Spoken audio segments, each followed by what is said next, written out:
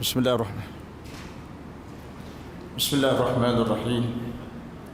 السلام عليكم ورحمة الله وبركاته. الحمد لله رب العالمين، نحمده ونستعينه ونستهديه ونستغفره ونثق به ونتوكل عليه، ونعوذ بالله من شرور أنفسنا ومن سيئات أعمالنا. من يهد الله فلا مضل له، ومن يضلل فلن تجد له وليا مرشدا. أشهد أن لا إله إلا الله وحده لا شريك له، وأشهد أن محمدا عبده ورسوله. اللهم صل وسلم وبارك على محمد وعلى آله وأصحابه ومن اهتدى بهديه واستنى بسنته واقتدى بتعاليمه إلى يوم الحشر والجزاء. أما بعد، إن أريد إلا الإصلاح ما استطعت، وما توفيقي إلا بالله، عليه توكلت وإليه أنيب، ولا حول ولا قوة إلا بالله العلي العظيم. Yang dimuliakan Al-Fadil Tuan Pengerusi Majlis, para ulama, para ustaz, para pendakwah, datuk-datuk, datin-datin, tuan-tuan muslimin muslimat yang dirahmati Allah sekalian. Alhamdulillah, dalam sesi ini sampai kepada jam 4.30, iaitu lebih kurang 1 jam daripada sekarang, kita akan bersama-sama mendengar sedikit kupasan berkaitan dengan prinsip menjaga keturunan. Prinsip menjaga keturunan ataupun hifzun nasal, yang merupakan salah satu di antara maqasid syariah. Maqasid syariah, kalau kita terjemah dalam bahasa Melayunya, objektif syariah yang besar. Objektif syariah yang besar tu dia ada objektif untuk menjaga agama, menjaga akal, menjaga nyawa, menjaga harta dan juga menjaga keturunan. Itu dipanggil objektif besar. Di bawah daripada objektif besar tu ada objektif kecil atau disebut maqasid juz'iyah. Yang tadi disebut maqasid kulliyah. Hak ni disebut sebagai maqasid juz'iyah, iaitu objektif kecil. Atau dengan bahasa yang mudah dipahami, kalau kita nak buat rumah, dia ada objektif utama pembinaan rumah. Objektif utama pembinaan rumah. Kemudian bila kita buat rumah, kita buat bilik, dia ada objektif pembinaan bilik. Kemudian selain daripada itu, kita buat dapur, dia ada objektif pembinaan dapur. Kita buat tangga, objektif pembinaan tangga. Pembinaan tangga, pembinaan dapur, pembinaan bilik, dia tidak boleh lari daripada objektif pembinaan rumah. Jadi dalam bahasa lebih mudah, apa itu dikatakan sebagai maqasid syariah. Dengan bahasa lebih mudah. Kadang-kadang setengah kita nak sebut maqasid, apa ke benda maqasid itu? Kita pun tak apa faham. Kan? Kebetulan tema tahun ni dia banyak menekankan maqasid. Dan apa pula hubungan maqasid itu dengan sunnah? Kalau kita baca sunnah pun mempunyai maqasid. Banyak sabda-sabda Nabi kalau kita perhatikan ada maqasid. Ada maqasid kulli yang bersifat menyeluruh, dan ada maqasid juz'i yang bersifat meraihkan sesuatu kes tertentu.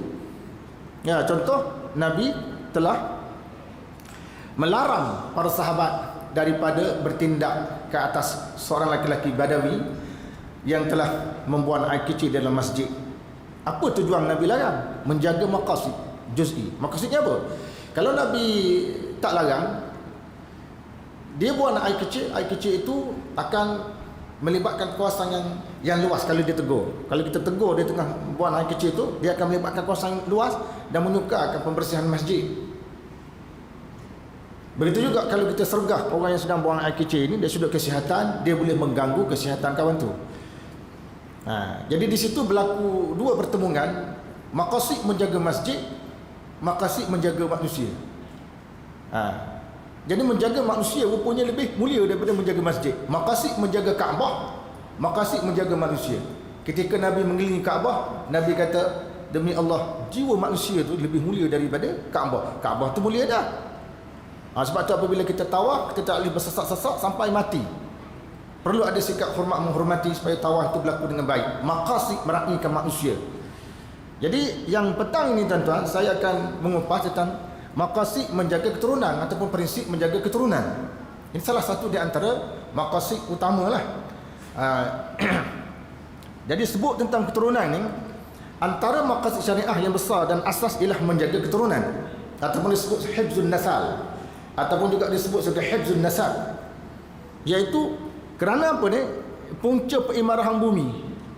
Maknanya bumi kita ni tak nak imarahkan ya. Siapa makhluk Allah Ta'ala amanahkan untuk imarahkan bumi? Manusia. Kalau tak ada manusia, proses pengimarahan bumi tidak ada. Sebab itu Allah Ta'ala turunkan Nabi Adam daripada syurga kerana hikmah tertentu. Dia turunkan Nabi Adam daripada syurga. Nabi Adam menetap di bumi walaupun dalam suasana bermusuhan dengan iblis, tapi Nabi Adam berfungsi sebagai pengimarah bumi. Begitulah anak cucu dia. Dan kalau Nabi Adam AS tidak ada anak cucu, maka proses mengimarahkan bumi tidak akan berlaku. Maka begitulah tuan-tuan, kita kalau tak ada anak cucu misalnya katalah, siapa yang akan mengimarahkan dari skup yang kecil, tanah-tanah kita, rumah-rumah kita, sebab kita tidak ada anak misalnya tadi. Jadi isu tak ada anak ni tuan-tuan sensitif bagi setengah orang yang tidak ada anak, sangat sensitif. Sebab tu kadang-kadang dia berusaha untuk kahwin lagi yang disebut sebagai poligami. Saya akan setuh sini tuan-tuan, kita tak nak, ceramah saya ni bukan ceramah poligami.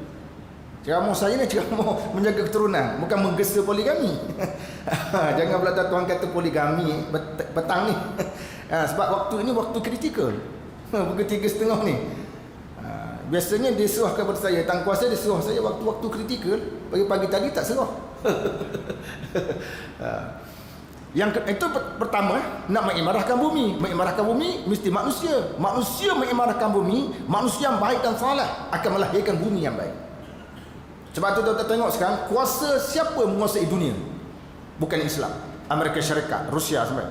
Apa berlaku di dunia ini? Kezaliman, pembunuhan, pengaliran darah manusia tanpa pembelaan. Siapa mengimarahkan bumi? Mereka. Itu pentingnya manusia yang saleh. Annal arda yarisuha ibadiyas salihun. Bumi ini sepatut diwarisi oleh hamba-hambaku yang saleh. Begitu juga tuan-tuan anak-anak muda kita, dia nak membentuk keluarga yang saleh, dia kahwin wanita yang baik, dia melahirkan anak yang baik, maka keluar satu keluarga. Daripada satu keluarga, dua keluarga, akhirnya membentuk satu masyarakat. Daripada satu masyarakat membentuk dua masyarakat, akhirnya membentuk sebuah negeri. Daripada beberapa negeri bergabung menjadi sebuah negara, daripada beberapa buah negara bergabung menjadi satu umat. Yang kedua, menjaga kehormatan umat nanti.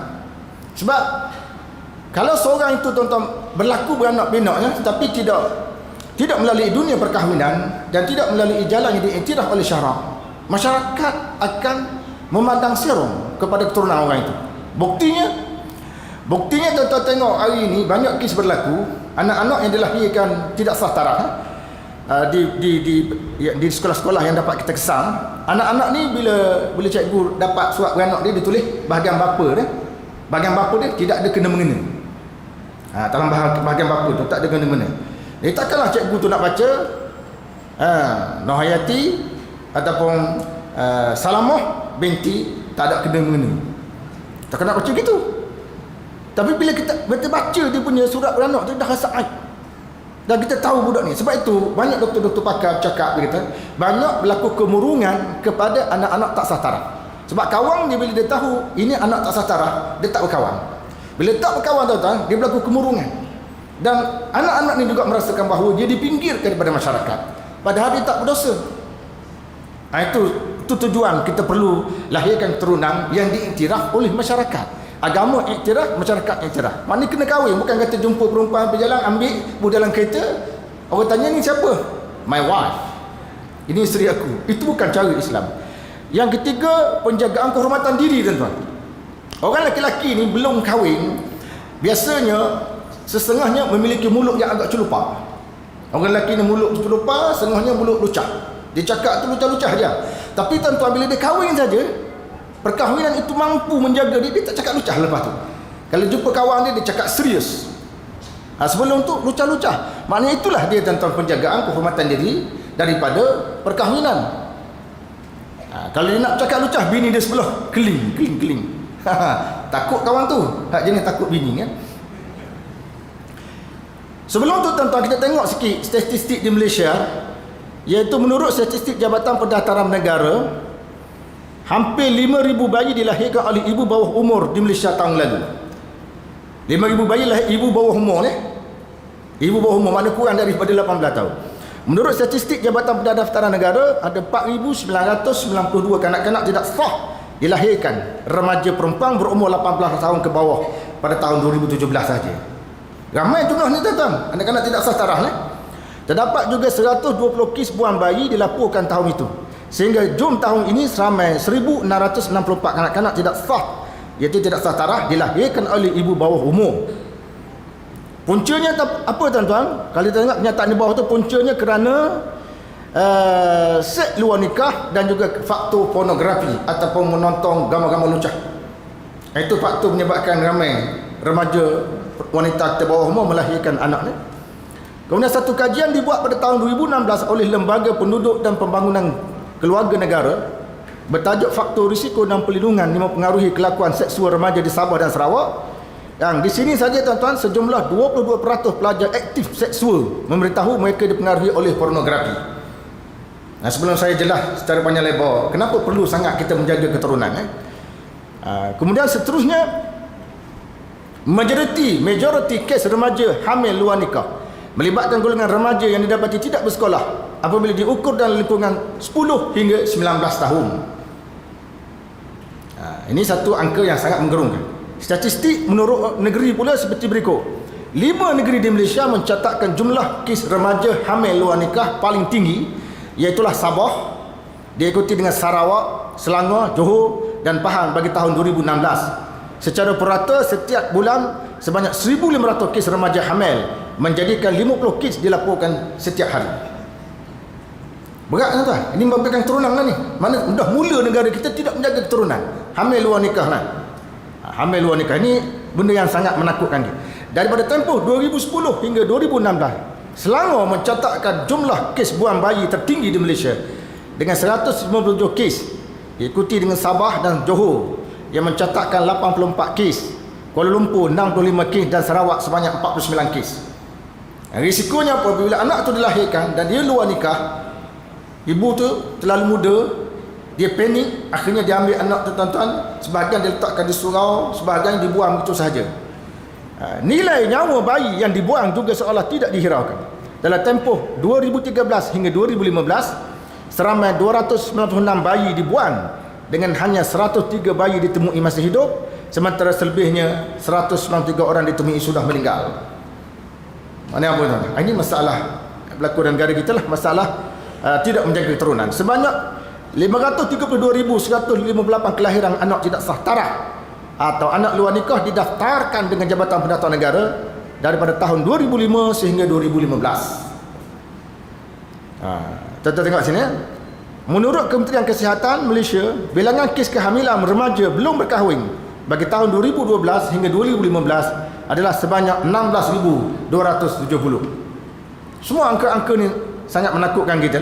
Berdasarkan statistik remaja hamil Jabatan Kesihatan Negeri 2012 hingga 2015, 3 negeri dengan statistik tertinggi remaja berumur 10 hingga 19 tahun hamil adalah Sarawak 5,246 orang, Johor 2,427 orang dan Selangor 1,603 orang. Sebelum saya bertanya, saya nak dedahkan di sini, masyarakat kita sudah mula tidak menjaga keturunan, dan anak yang lahir di luar nikah sudah berada dalam jumlah yang besar, bukan seorang, bukan dua orang, besar, ribu, angka ribu. Ini satu benda yang sangat menakutkan. Jadi maksud kita pergi pada yang pertama, maksud penjagaan keturunan, ya? Maksud penjagaan keturunan kita, apa tujuan kita nak jaga keturunan ni? Saya tulis buku bahasa Arab sini sikit, iaitu maksudnya adalah hifdzun naw'il insani ala al-ard biwasitati at-tanasul. ذلك أن الإسلام سعى إلى استمرار المسيرة الإنسانية على الأرض حتى يأذن الله بفناء العالم أو يرث الأرض ومن عليها. Menjaga spesies manusia di muka bumi menerusi perantaraan keturunan. Islam berusaha meneruskan perjalanan hidup manusia di muka bumi sehingga Allah Ta'ala mengizinkan alam maya ini dimusnahkan. Seterusnya dia mewarisi bumi dan segala apa yang ada di atasnya. Ini tujuan utama penjagaan keturunan, iaitu menjaga spesies manusia. Sebab tu dalam Islam nak menjaga spesies manusia, dalam mazhab Syafi'i kita sebut salah satunya, kalau ada orang lelaki dia rogol lembu.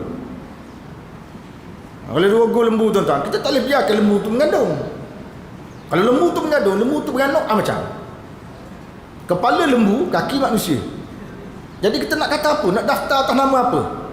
Nak daftar atas nama lembu atau nak daftar atas nama manusia? Pening dari sudut itu. Kalau dia datang ke masjid, kita nak benarkan dia masuk ke tak benar dia masuk kalau dia hidup. Sebab tu ulama kata bunuh lembu tu. Sebab risiko sangat besar kerana nak jaga keturunan. Itu baru perbincangan dalam mazhab Syafi'i lah. Asas penting menjaga keturunan, seterusnya saya pergilah. Asas penting untuk menjaga keturunan dalam Islam, pertama kena kahwin. Sebab itu Imam Abdul Qayyim kata, penawar paling agung dalam dunia percintaan kahwin. Penawar paling agung. Maknanya budak-budak remaja kita tentang hak jenis duk cinta. Dulu bercinta pasal lama atau surat, itu era 80-an. Sekarang ni tak hantar surat dah. WhatsApp kan, Telegram, Instagram dan beberapa gram yang lain. Sekejap je, walaupun budak tu dia tahu perkembangan kawan tu di mana, dia pergi ke mana. Jadi bercinta dalam bentuk moden. Ibn Qayyim kata, penawar paling agung dalam dunia percintaan kahwin. Jadi maknanya tuan-tuan, dah kita nampak anak kita masalah contohnya terlalu sangat keluar berdua-duaan, boleh kita kahwin. Cuma sekarang undang-undang di Malaysia dia tak benar kahwin kalau di bawah umur. Dan kalau nak kahwinkan juga mesti mendapat kebenaran khusus daripada mahkamah. Tapi kalau mahkamah tu tengok kes tu begitu ketara, biasa diizinkan tuan-tuan, dia kena diizinkan. Tapi kalau orang tua-tua kita dulu, zaman mak saya dulu, dia kahwin umur 13 tahun. Ini bercanggah dengan mahkamah. Ya, tapi saya dilahirkan umur saya 13 tahun ni. Orang dulu kan. Sekarang tak boleh sebab tujuan tuan-tuan, sebab objektif perkahwinan untuk membina keluarga bahagia. Jadi budak-budak remaja umur 12 tahun, 13 tahun, kalau dia kahwin, kadang-kadang banyak berlaku dia tidak mampu membina keluarga tu. As-sakinah tu tak berlaku. Dia kahwin sekadar untuk melepaskan seksual saja, setahun 2 tahun gagal. Jadi apakah ini dunia perkahwinan yang dikehendaki oleh Islam? Tidak. Islam mahu sekali kita kahwin sampai mati tuan-tuan, sampai dalam syurga. Bukan kahwin jenis untuk berseronok-seronok saja. Sebab itu langkah pertama nak jaga keturunan, kena kahwin lah. Dan bila kahwin tuan-tuan, kena tengok perempuan yang nak kahwin, dan perempuan tu pula kena tengok lelaki-lelaki. Dan dalam konteks dunia sekarang bagi saya tuan-tuan, dengan pengalaman kita bermain dengan pelajar-pelajar ni, saya rasa pihak perempuan kena lihat pihak lelaki yang nak pinang dia tu 10 kali melebihi pihak lelaki nak pinang pihak perempuan dalam konteks sekarang. Sebab apa? Sebab banyak masalah berlaku di dalam masyarakat. Bahkan saya jumpa seorang doktor pakar, dia mengatakan sekarang banyak remaja-remaja wanita yang mengambil rawatan daripada dia, dan doktor ini mengaku wanita tadi terkena penyakit kelamin yang nombor 2, nombor 3. Sebab apa? Sebab mereka berzina terlebih dahulu. Salah satu faktornya kerana mak bapak tak benar berkahwin. Jadi berkahwin dengan wanita yang boleh berkahwin, satu tuan-tuan, berkahwinlah dengan wanita yang boleh melahirkan anak. Dan ukuran boleh melahir tak boleh melahir itu kita kena rujuk kepada keluarga lah. Tengok kakak dia 15, adik dia 18. Ini boleh jadi bini lah. Tengok kakak dia tak ada seorang, adik dia pun tidak ada, ini suka juga. Tapi tak mesti begitu tuan-tuan. Sebab orang sekarang, anak muda sekarang, dia tidak melihat kepada kakak 18, adik pun tak. Dia melihat kepada percintaan. Sebab kesan daripada menonton filem Hindustan. Berkahwin dengan wanita yang boleh melahirkan anaknya, disebut dalam hadis riwayat Ma'qil bin Yasar radhiyallahu anhu, qala jaa rajulun ila an-nabi sallallahu alaihi wasallam, qala inni asabtu imra'atan dhata hasab wa jamal wa innaha la talid abada zawwajuha. Dia kata, aku berkenan dengan seorang perempuan yang punya keturunan dan kecantikan, tetapi dia tidak boleh melahirkan anak. Wajarkah aku berkahwin dengan perempuan itu? Perempuan itu cantik tapi dia tak boleh melahirkan anak.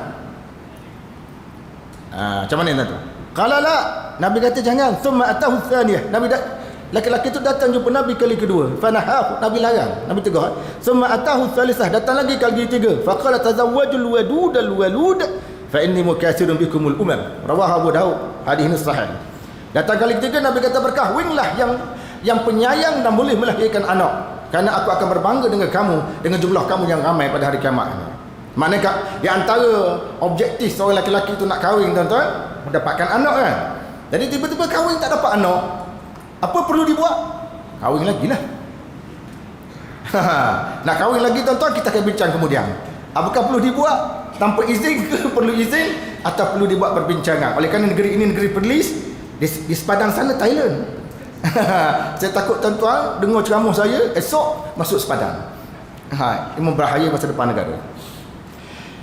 Kata Tibi, wa fihi fadilatu kasratul aulad. Hadis ini menceritakan fadilat mempunyai ramai anak. Memang kita punya anak ramai anak tuan-tuan. Pada peringkat awal ni, kan, yang tu menangis, yang ni memberontak, yang ni menceroboh, yang ni naik atas kipas, yang ni masuk bawah katil. Pening kepala kita masa kecil tuan-tuan. Masa kecil. Tapi bila dah besar, dah masuk universiti, bapak tu berbangga, ibu berbangga. Ni anak saya pertama. Ini anak saya yang pertama masuk universiti.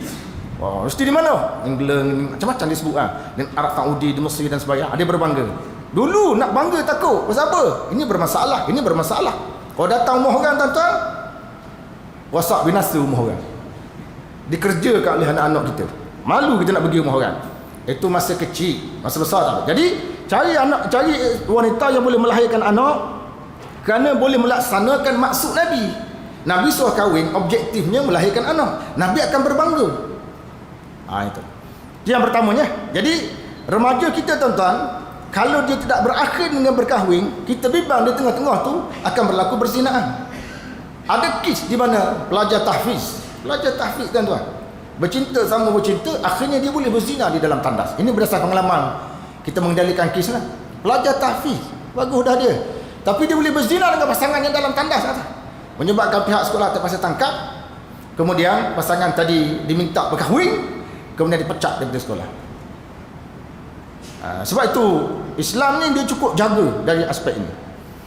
Yang kedua saya sebut tadi, menggalakkan berkahwin tuan-tuan. Berkahwin ni boleh dilakukan satu atau boleh lakukan dua, tiga. Ada buku saya akan diterbitkan oleh Dewan Bahasa Pustaka. Tajuk dia Tips Poligami. Buku nasib baik buku tu tak siap lagi. Kalau siap, nasib baik tak siap lagi buku tu. Jadi fankihu dalam ayatnya Allah Taala sebut, fankihu ma taba lakum minan nisa masna wa thulatha wa ruba' fa in khiftum alla ta'dilu fawahidatan. Kawinlah perempuan yang baik, berdua, bertiga, berempat. Tujuan kahwin datang untuk dapat anak kan. Jadi makna tuan bayang, kalau satu orang isteri dapat 10, 2 20, 3 30, 4 40. Kan? Kalau 40 10 orang anak dia tu menteri kan. Negara Malaysia ni keluarga dia je mereka. Ada keluarga dia je. Lepas tu dia hantar pula 10 ke Sarawak. Dia menakluki negara menerusi perkahwinan. Kan? Tapi dia kena pandai lah mendidik. Jangan pula biarkan anak tu jadi gangster pula. Jadi keluarga dia keluarga gangster. Kan 40 gangster menggantikan 40 penyamun. Fankihu ma taba lakum minan nisa masna wa thulatha wa ruba'. Kahwin ni berdua bertiga. Fa in khiftum alla ta'dilu fawahidah. Kalau kamu takut tak berlaku adil seorang. Ada ulama dia tafsir, dia kata kahwin ni bermula dengan ramai dulu. Kahwin tu kena ramai dulu. Tak mampu seorang. Dia tafsir gitu. Beberapa tokoh ulama di Saudi mentafsirkan begitu. Tapi tuan-tuan, majoriti ulama mentafsirkan ya, maknanya kahwin seorang sudah memadai berbanding seterusnya. Tetapi bagi yang terlibat dengan poligami, kalau dia tidak mampu berlaku adil, cukuplah seorang sahaja tuan-tuan. Sebab apa? Sebab dalam kes poligami ini dia melibatkan budaya tuan-tuan. Isteri pertama orang Perlis, isteri kedua orang Johor, isteri ketiga orang Melaka, isteri keempat orang Sarawak. Sarawak ada budaya dia, Melaka ada budaya dia. Dan seorang suami dia kena raih semua budaya itu. Sebagaimana Nabi meraihkan 9 orang isteri dengan budaya yang berbeza. Mana yang hebat sungguh. Memang hebat sungguh. Nabi kita boleh menguasai 9 isteri dengan baik tuan-tuan. Seorang yang sangat hebatlah.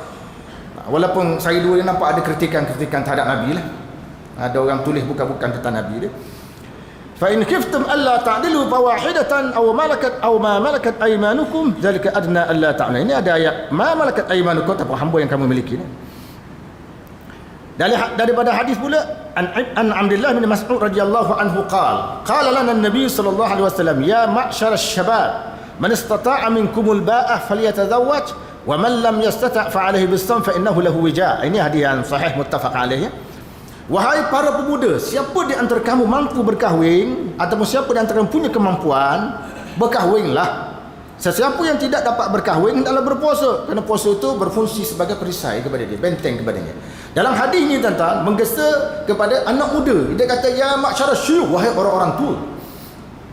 Dia tak kata, dia kata wahai para pemuda, dia tak kata wahai para petua. Tak ada. Orang muda, maknanya sebab apa tuan-tuan? Sebab anak muda ni mereka cergas. Dari segi benih, datang. Anda kalau tanya pakar-pakar perubatan, benih ni orang lelaki ni benih dia, orang lelaki akan sentiasa ada benih. Umur 60 pun ada benih. Isteri boleh mengandung oleh adik. Di India, isteri umur berapa? 70, 80. Boleh mengandung. Suami dia lebih pada tu umur. Mana benih orang lelaki ni memang berkualiti.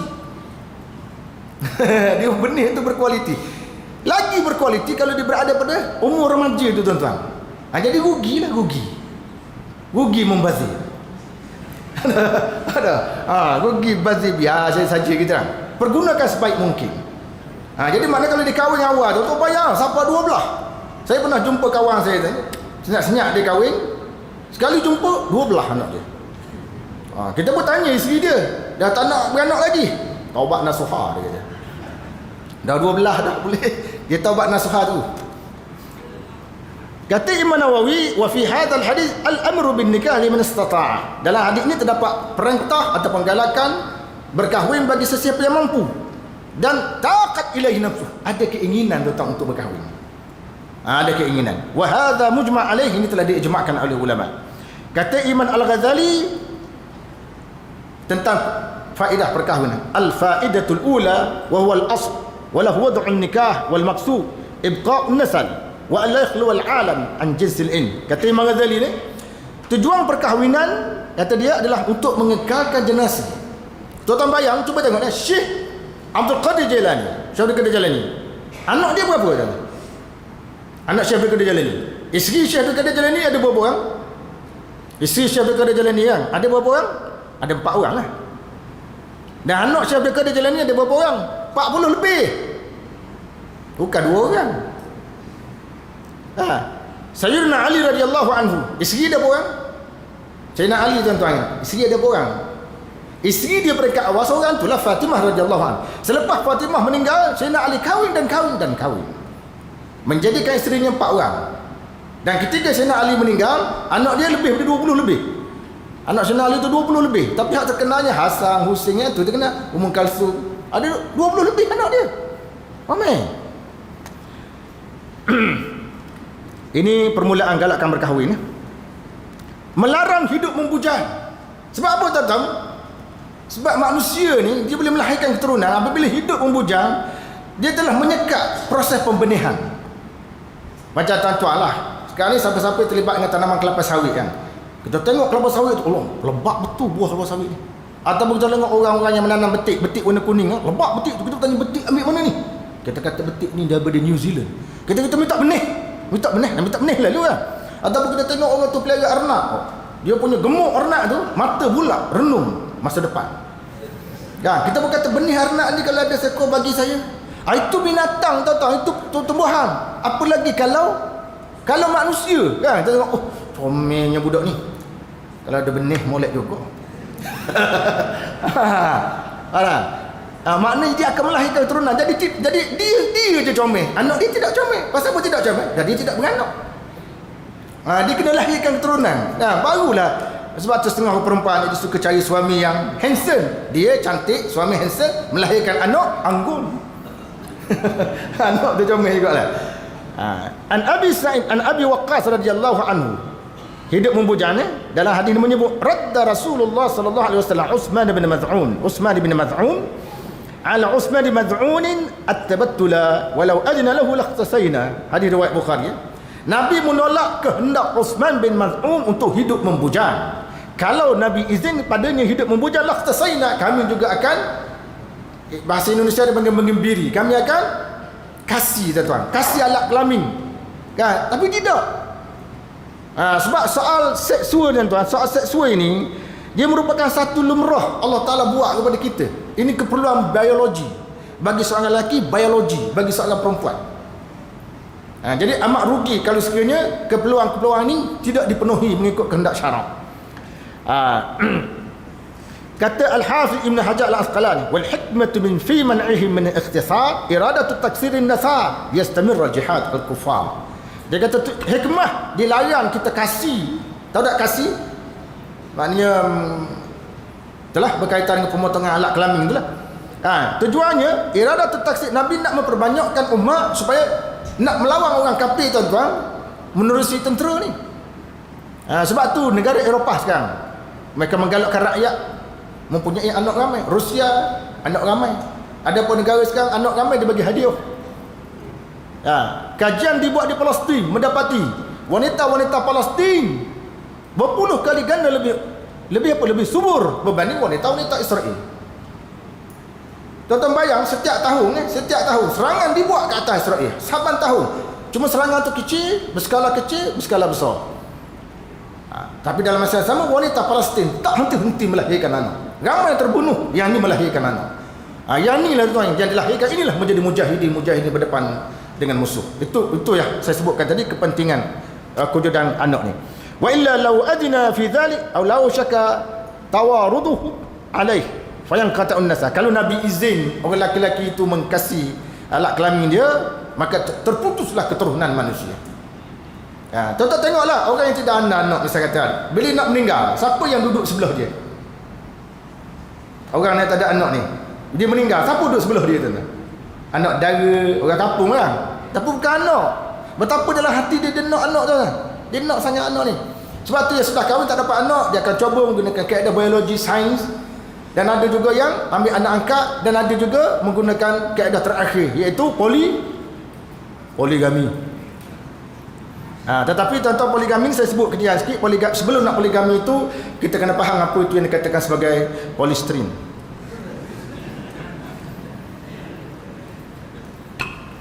Yang di bawah ni tuan-tuan, cuba tengok ni. Ada 3 orang sahabat Nabi sallallahu alaihi wasallam jumpa Nabi dalam satu percubaan untuk melakukan ibadah secara bersungguh, dan salah satunya mengatakan wa qala akhar ana a'tadilu an-nisaa fala atazawwaju abada. Salah seorang 3 sahabat tadi kata, aku akan mengasihkan diri pada wanita, aku tak akan kahwin. Tuan-tuan macam sekalian, jiwa orang lelaki ni sebenarnya kita perlu kepada wanita. Wanita perlu kepada orang lelaki. Sebab tu orang lelaki ni pakailah serban, pakailah jubah, pakailah kopiah atas kepala tuan-tuan. Kalau kau perempuan lalu kita berhenti berzikir. Subhanallah. Berhenti dah. Nak sabar dah. Tengok. Tak percaya lepas ni tetap pergi kedai kopi kan. Tengok TV kan. Ada gambar agak lucah-lucah sikit. Gini. Ke benda tu? Atas kepala ni ada bekas kopiah. Kan? Tak boleh tuan-tuan. Dia tak boleh. Dia kena kahwin juga. Orang lelaki ni tak boleh tak kahwin. Dia kena kahwin. Rugi ya. Sangat merugikan. Larangan membunuh pada masa kecil. Ini juga tujuannya untuk menjaga keturunan. Tadi kita bincang yang pertama tadi, kahwin. Nanti saya akan bincang poligami agak panjang sikit. Yang kedua, larangan membunuh anak pada masa kecil. Orang-orang Arab jahiliah dulu, mereka bunuh anak. Anak tu dilahirkan, dibawa, dibunuh. Letak dalam lubang, timbus. Tujuannya apa? Supaya anak ni tidak makan bersama dengan mereka. Sebab sumber pendatang mereka terhad. Mereka terlalu miskin, mereka tidak mahu anak tu jadi masalah. Kan, daripada mereka melihat anak tu mati kelaparan, baik tanam awal-awal. Jadi timbul isu zaman moden kita ini, isu pengguguran. Orang perempuan yang gugur, orang perempuan yang mengandung boleh atau tidak menggugurkan kandungan dia. Kalau tengok ayat ni dia kata wala taqtulu auladakum khasyata imlaq. Jangan kamu bunuh anak-anak kamu kena takut kepapaan. Tak boleh bunuh tu. Nahnu narzuquhum wa iyyakum. Kami memberi rezeki pada mereka dan juga pada kamu. Inna qatlahum kana khit'an kabir. Membunuh mereka satu kesalahan besar. Jadi tuan-tuan macam sekalian, kadang-kadang kita tengok masyarakat Cina lah, walaupun anak dilahirkan tu cacat, dia suka Cina ni. Anak dilahirkan tu cacat, dia jaga. Kita tanya dia kenapa jaga anak cacat ni? Kerana ada ong, dia jawab. Dia jawab ada ong. Ong tu ke benda? Ada tuah kan? Ada tuah lah. Tapi kita dalam masyarakat Islam kadang-kadang dapat anak yang agak masalah ni tuan-tuan, kita rasa susah. Ini sebenarnya satu ujian untuk kita sebenarnya.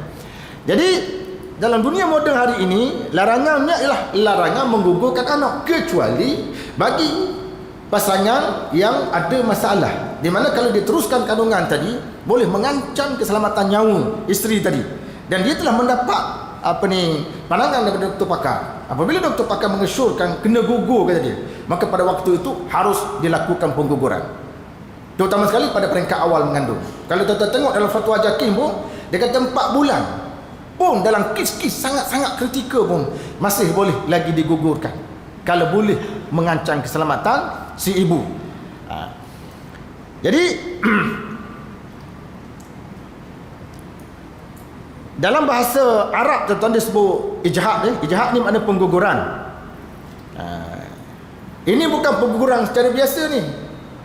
Tapi kalau sekiranya pasangan tu tak ada masalah, dia nak gugur, memang ada dibahaskan dalam mazhab Syafi'i. Dalam mazhab Syafi'i ada dibahaskan, mazhab lain pun ada dibahaskan tentang kebolehan untuk menggugurkan kandungan itu kalau tempohnya belum daripada 120 hari ya. Tetapi apabila berlaku pengguguran, dia akan menyebabkan sebahagian daripada keturunan manusia akan musnah nanti dengan sebab pengguguran tadi. Ini larangan membunuh pada masa kecil. Ini banyak berlaku dalam masyarakat Arab. Dalam masyarakat kita tidak ada bunuh anak masa kecil tuan-tuan. Bunuh anak tak ada, buang anak ada. Buang anak, lepas buang anak tu dibuang sana kemari. Kemudian larangan membingkan anak angkat kepada diri sendiri. Ini juga tujuan nak menjaga keturunan. Kita ada anak angkat. Saya tengok tuan-tuan ada beberapa kes di mana orang Melayu kita mengambil anak Cina dah daripada kecil dan dibingkan kepada dirinya. Ini tak boleh. Mengambil anak angkat itu dibenarkan. Membingkan kepada diri tak boleh. Bingkan anak itu dengan ayah dia kekal, ataupun dalam ia diamalkan oleh undang-undang Malaysia, boleh dibingkan dengan bin Abdullah. Tapi tak boleh bing kepada kita. Cuma bila saya jumpa dengan pegawai Jabatan Pendaftaran, dia boleh buang bin tu buang. Contohnya laki-laki tu namanya Ahmad, dia tak ada anak, dia nak ambil anak angkat. Anak angkat tu nama katakan Ramli ya. Dia tu nama Ahmad. Jadi pegawai tu, ini pengalaman saya lah, dia menasihati supaya anak tu dia letak nama apa? Ramli Ahmad sahaja. Dia buang bin. Jadi kalau kita tak faham, kita kata Ramli Ahmad, mana bin? Dia sengaja tak bin, artinya Ramli dipelihara oleh Ahmad, bukan Ramli anak Ahmad.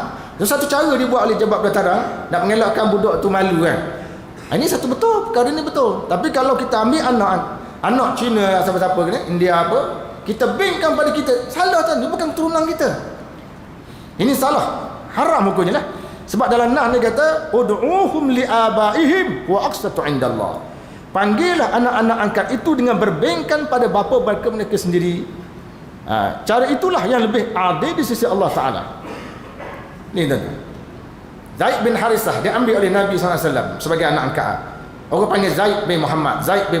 Tu orang ayat membetulkan keadaan, tak boleh panggil Zaid bin Muhammad.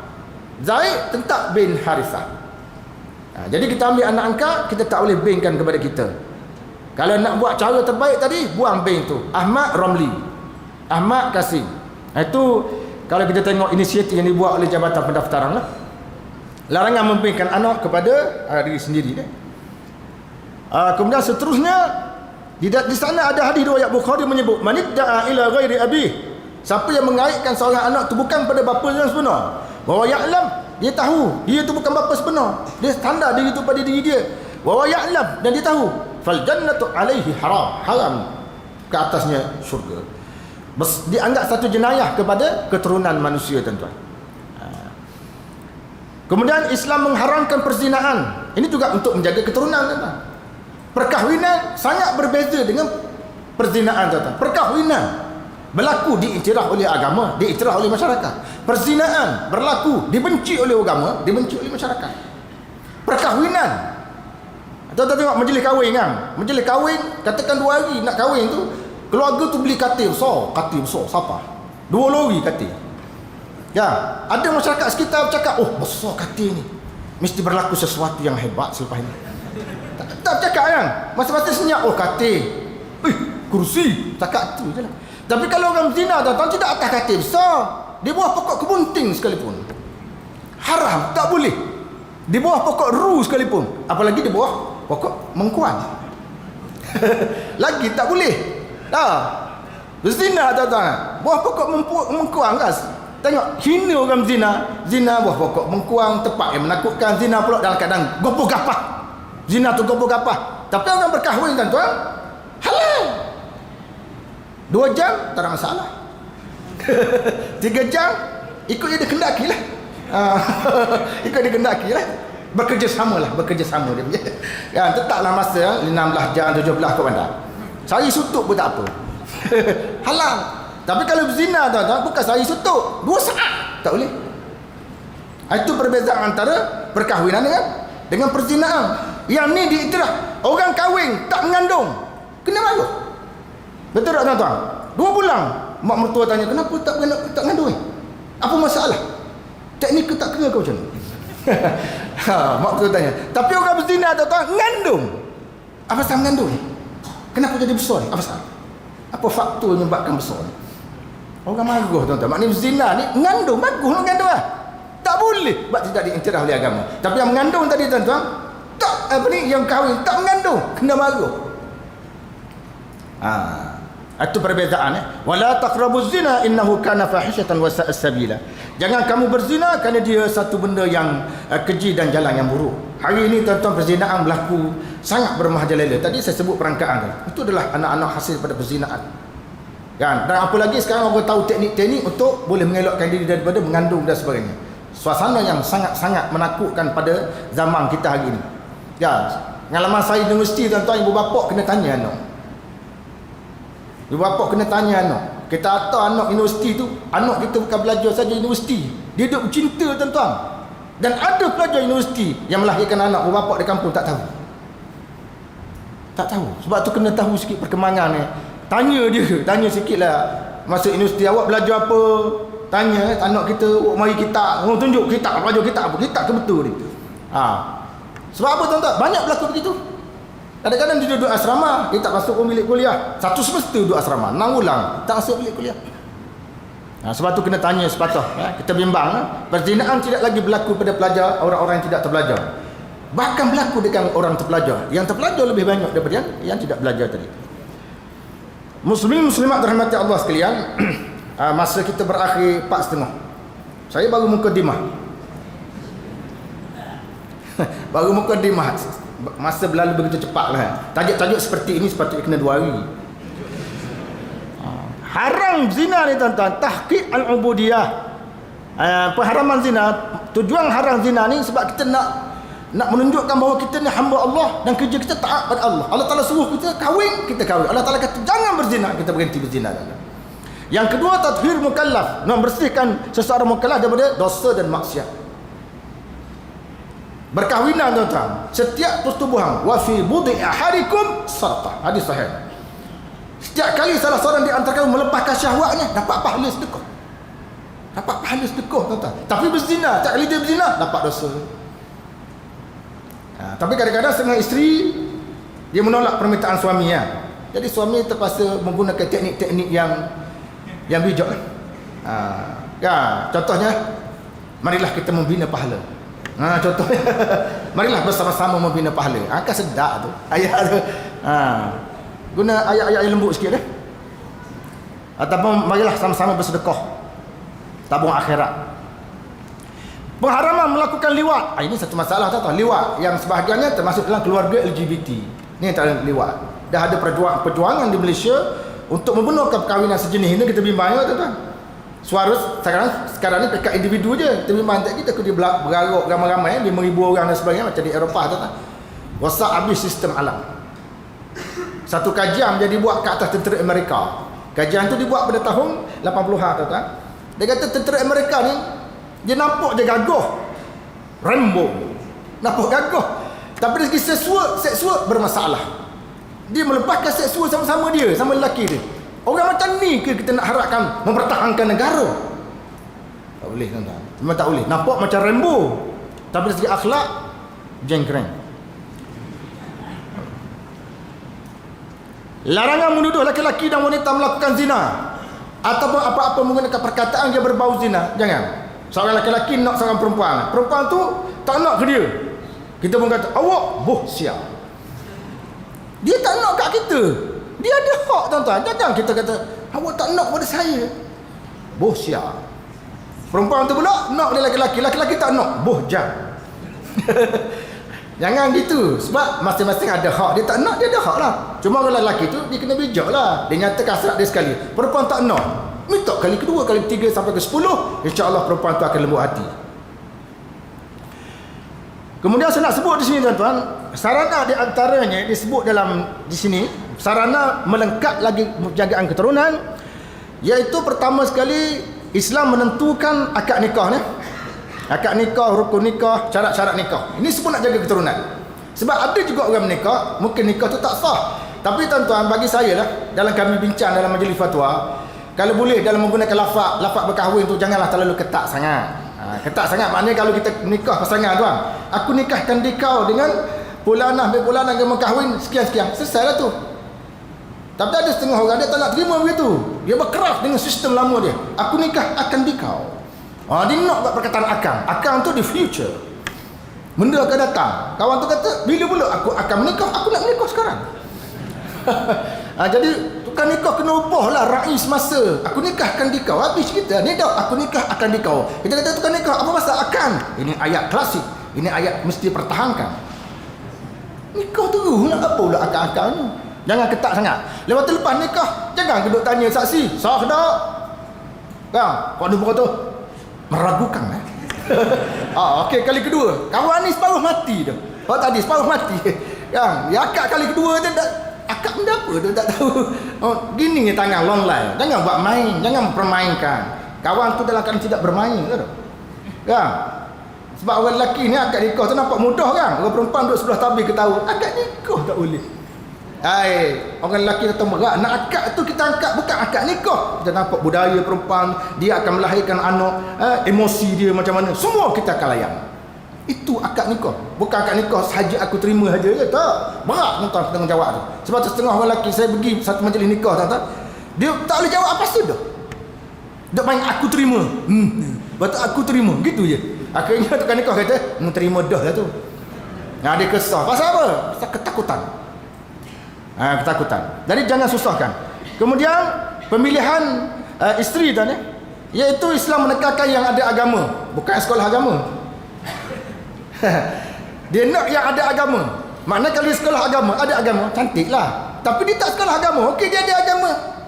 Amalan dia boleh, dia soleh, sembahyang dia jaga tuan-tuan. Sebab kadang-kadang setengah ke perempuan ni, minta maaf tuan-tuan, sebelum dia kahwin tu sangat tinggi ketakwaan.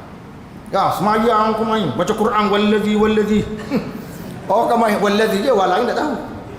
Orang baca. Lepas nikah tak pernah tengok pun dia nak mayang lewat. Rupanya salah satu teknikal dia guna untuk menarik orang lelaki pinang dia. Jangan buat begitu. Tunjukkan siapa kita. Di depan kita begitu, di belakang pun kita begitu. Kita baca yang tu, kita baca yang tu. Ni tidak nak seorang pinang kita bersungguh ni. Baca cepat warang. Bakal jubah lapuh dah apa tu. Kan? Tapi bila dah kahwin, lain jadi. Jangan. Jaga kita punya istiqamah. Bila yang ada agama, akhlak yang baik. Kawan saya tuan-tuan, dia ni jenis tidak bercinta lah. Lulusan UKN. Jenis tidak bercinta, dia tidak reti apa itu cinta. Jadi, mak dia ni nak suruh dia kahwin. Jadi tuan-tuan, mak dia pun pergi ke rumah hak dia kenal lah. Pergi rumah. Mak dia nilai akhlak perempuan tu baik menurut cara mana? Iaitu cara perempuan tu mengangkat air. Jadi ada perempuan tuan-tuan, pergi rumah dia angkat air, dia letak air tu, dia duduk jauh. Dia pun kata, minum air tu. Ni tuan-tuan nak buat bini lagu ni. Kan dia duduk, dia letak air, dia lari jauh, dia kata minum lah. Balik-balik dah ni aku apa ni. Marah kawan tu. Tapi ada satu perempuan tuan-tuan, dia orang kampung je. Ini akhlak yang baik. Dia datang, dia tengok cik, sampai bila, apa khabar.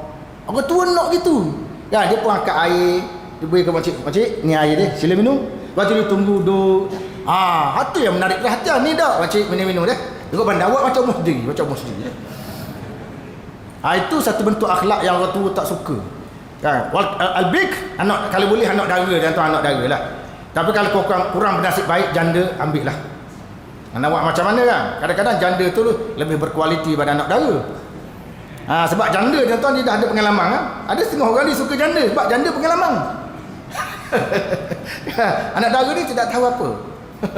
Tidak mengerti. Al-waluk boleh melakukan, tetapi molek lah sebab Nabi kata cari anak dara. Sebab anak dara ni kita boleh bergurau. Bergurau tu satu benda mahal dalam rumah tangga. Walaupun tuan-tuan balik kerja yang cokek sikit, cokek. Marah kawan tu. Itu kemahalan. Mahalnya isteri tu dia cokek kita. Dia mari kat linga kita, dia terik linga ni, terik lubang hidung, masuk kapah lubang hidung macam-macam. Itu mahalnya perempuan. Tidak kata dia senyap, kita senyap. Kan dia masuk dia kata minum air tu. Takat tu je. Kita pun dah aku pergilah minum air tu. Dia pun kata nak minum tak mau minum. Kalau tak mau minum aku butuh siapa? Masa-masa interaksi secara jauh. Kemudian menentukan tentang hubungan suami isteri, peranan Sayyidina Ali radhiyallahu anhu ditentukan oleh Rasulullah melakukan kerja luar rumah. Isteri dia ditentukan oleh Rasulullah melakukan kerja dalam rumah. Tidak dinafikan ada ijtihad ulama tentang ijtihad ulama zaman dulu. Ulama zaman dulu berijtihad, dia kata kerja rumah sepakat mazhab 4 mesti dilakukan oleh suami. Buang sarang laba suami, masak suami, menyapu lantai suami, membetulkan rumah suami. Mana kerja isteri? Kerja apa? Kerja isteri duduk tepi katil.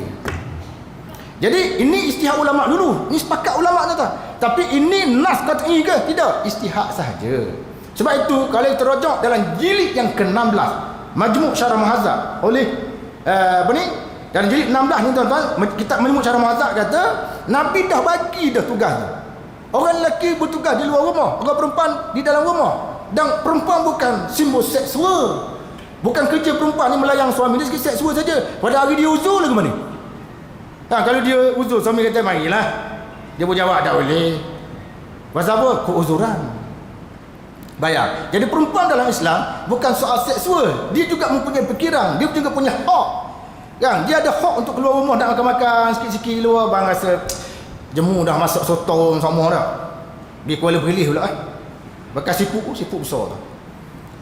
Kemudian seterusnya Islam menjelaskan hak yang perlu dilaksanakan oleh suami, dilaksanakan oleh isteri ke atas suami dan suami ke atas isteri. Isteri kerja dia taat kepada suami, menerima permintaan suami kalau suami minta ke katil tuan-tuan. Maknanya bahkan ada sebuah hadis menyebut kalau sekiranya seorang isteri, hadis ni tak kuat mana lah, kalau seorang isteri sedang memasak tuan-tuan, suami panggil, kena terus datang, stop. Jadi suami kena beli dapur gas yang canggih. Dia tengah masak, kawan tu panggil, tutup dapur gas, terus datang. Nak menunjukkan kesegeraan. Bahkan dalam sebuah hadis lain menyebut kalau suami ajak isteri bersama, meskipun isteri itu berada di atas belakang unta, kena penuhi permintaan suami. Hadis ini bukan nak cerita lokasi sesuai persetubuhan atas belakang unta, bukan gitu tuan-tuan. Nak tunjuk dia ketaatan, ketaatan isteri kepada suami. Kalau suami ajak, kalau dia tak uzur, tak apa, pergi ni. Kemudian minta izin untuk berpuasa, menjaga harta suami, bukan mengebas harta suami. Jaga harta suami. Dompet dia, isteri tak pernah tengok pun dompet dia tak tahu berapa jumlah. Berbanding dengan seorang isteri lain, dompet dia kehilangan, tiap-tiap bulan hilang semua. Sebab orang perempuan biasa kalau 23, 24 tu dompet wanita akan merata-rata. Tarikh 23, sebab tarikh 25 kita boleh gaji. 25 suami boleh gaji 23 dompet isteri terabur dah. Anak dia buat main sana, dia dapat je gaji, dia pegang dompet, dia kemas, dia peluk kemas. Anak tak boleh sentuh, jangan sentuh. Itu pada hari yang ke-25 setelah diberikan hak dia. Jadi suami tuan-tuan itulah saya kata tadi. Seterusnya mewujudkan perundangan yang mantap berhubung dengan perkahwinan. Dan sebut sini tuan-tuan, ada disebut sini memperundangkan poligami, tetapi poligami itu hendaklah dibuat secara adil. Ini nak cerita tuan-tuan begini. Baru-baru ni Jabatan Mufti Perlis membuat lawatan ke Majlis Agama Islam Songkla. Jadi di sana adalah seorang ulama nama dia Baba Abdullah. Jadi dia menceritakan, dia kata dia cukup berbangga dengan rakyat Malaysia kerana rakyat Malaysia sangat kuat mengikut sunnah Rasulullah sallallahu alaihi wasallam. Sunnah apa ke benda? Sunnah berkahwin lah. Rakyat Malaysia pergi berkahwin di Songkla, di mana-mana jabat agama dia, di antara 400 ke 500. Dalam seminggu 400-500 rakyat Malaysia menyeberang untuk berkahwin di sana dengan bermacam-macam alasan lah. Di antaranya jabat agama kita susah, masalah undang-undang yang agak ketat, dia keluar dengan wali dia, boleh kahwin di sana, termasuk poligami. Dan bapa ni dia kata, dia akan tanya pasangan tu nak poligami, tanya perempuan tu, pasal apa awak nak poligami? Oh, perempuan tu kata, ayah saya tak benar ni. Jadi dia kata kami memikirkan nak menyelamatkan pasangan tu daripada berzina. Kahwin, dia kahwin tuan-tuan, boleh kahwin. Dan pasangan tadi kena bayar lebih kurang 5,000 bah 500 Malaysia lah. Itu nak cerita pujian daripada seorang ulama Thailand betapa rakyat Malaysia sangat kuat mengikut sunnah. Sunnah apa tu? Sunnah nikah. Bab nikah kita suruh kita kuat tuan-tuan. Cuma saya gini tuan-tuan, bagi orang yang bab poligami ni saya rasa poligami ni tidak wajib. Seorang ni dia tidak wajib. Dia tidak wajib. Siapa ada kemampuan dia boleh lah. Tak ada kemampuan berpadalah dengan apa yang ada. Objektif perkahwinan itu penting tuan-tuan. Kita dah ada isteri kita, pastikan rumah tangga yang ada itu bahagia. Sebab tu Imam Ibn Qudamah Al-Maqdisi dia buat satu kaedah. Dia kata apa? Fawatu syai' ila ma huwa anjah minhu la yu'addu fawatan. Apakah benda pula tu?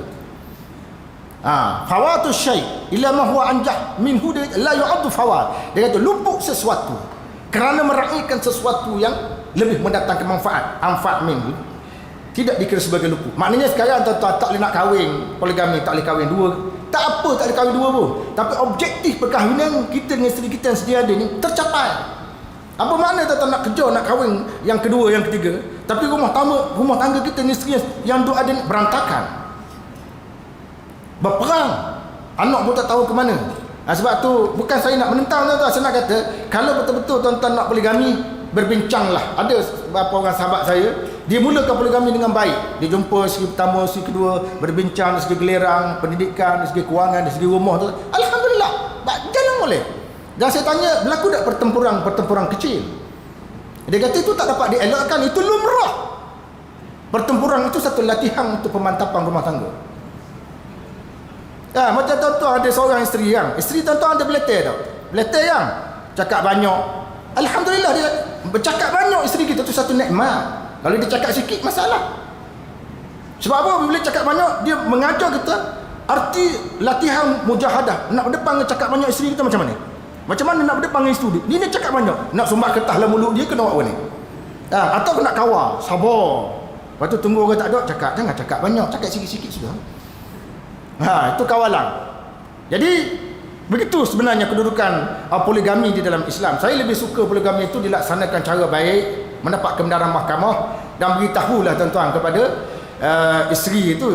Soal suami dia tak perlu beritahu, cuma di sini dia nak jaga masalah tu. Sebab ada satu kes tuan-tuan, seorang pesyarah lah, dia kahwin isteri kedua. Bila kahwin isteri kedua, dia tak beritahu pada isteri pertama. Hari dia bersanding, dia kahwin tu dia bersanding. Hari dia bersanding itulah isteri pertama dia membuat serangan. Dia duduk atas kursi depan tuan-tuan. Isteri dia baru tahu hari tu dia kahwin, isteri dia nekat mengadakan serangan dengan bantuan jet berjuang dan sebagainya. Kawan ni marah, siapa nak bercerai tuan-tuan. Jadi saya terbiarlah benda tu berjalan dengan cara yang baik. Jadi masa menunjukkan 4.5 kan. Jadi setakat itulah yang dapat saya baginya. Kalau ikut slide saya ni 8 hari dah habis. Panjang lagi tuan-tuan. Cuma objektif dia nak cerita Islam ni memang dia jaga keturunan. Bila jaga keturunan tuan-tuan, kita kena rahim dia keturunan. Salah satu caranya ialah kena berkahwin. Jangan tak berkahwin, rugi tak berkahwin ni. Kemudian seterusnya dalam berkahwin itu dibenarkan bagi sesiapa yang mampu untuk kahwin lebih daripada satu. Tetapi dia kena ingat dia mesti perlu berlaku adil. Kemudian segi perundangan dari segi perkahwinan dia perlu permudahkan sikit masyarakat. Biar jangan masyarakat nampak payah tuan-tuan. Sebenarnya masyarakat ni dia tak tahu. Saya ambil contoh di Terengganu tuan-tuan. Siapa-siapa nak poligami di Terengganu pergi jabat agama buat permohonan, dia akan angkat permohonan tu, dia akan tengok kalau suami itu berkemampuan diluluskan. Sebab tak ada satu kes di Terengganu tuan-tuan, pemandu lori saja. Dia sudah ada 3 isteri. Dia buat affidavit bawa ke mahkamah nak kahwin satu lagi. Hakim pun tanya, ni suami awak buat affidavit nak kahwin satu lagi. Macam mana pendapat kamu? Semua angkat tangan. Setuju. Tersentak hakim. Tak kata apa hakim. Tulis lalu sains. Sebab kadang-kadang kita punya pemikiran kita ataupun persepsi kita kepada mahkamah ni kita kata berat. Tak, kita tak pernah pergi ke mahkamah. Tuan-tuan pergi dulu ke mahkamah. Pergi dulu, tercuba buat prosedur yang telah ditetapkan, tiba-tiba tidak berjaya, di situ baru kita boleh buat penilaian. Jadi itulah yang dapat saya bagi dalam pertemuan kita pada petang ini berkaitan dengan keperluan untuk menjaga keturunan, iaitu salah satu di antara maqasid syariah yang 5 yang disebut oleh Al-Imam Al-Ghazali di dalam kitab Al-Mustasfa. Pada itu saja aku qauli hadza wa astaghfirullahal azim li wa lakum. Wassalamualaikum warahmatullahi wabarakatuh. Saya letak saya punya slide ni tuan-tuan pada desktop komputer saya ni. Jadi kalau tuan-tuan note slide saya ni boleh, cuma slide ni di banyak bahasa Arab. Jadi minta pengurusi terjemuh tak apa. Wallahu a'lam. Wassalamualaikum warahmatullahi wabarakatuh.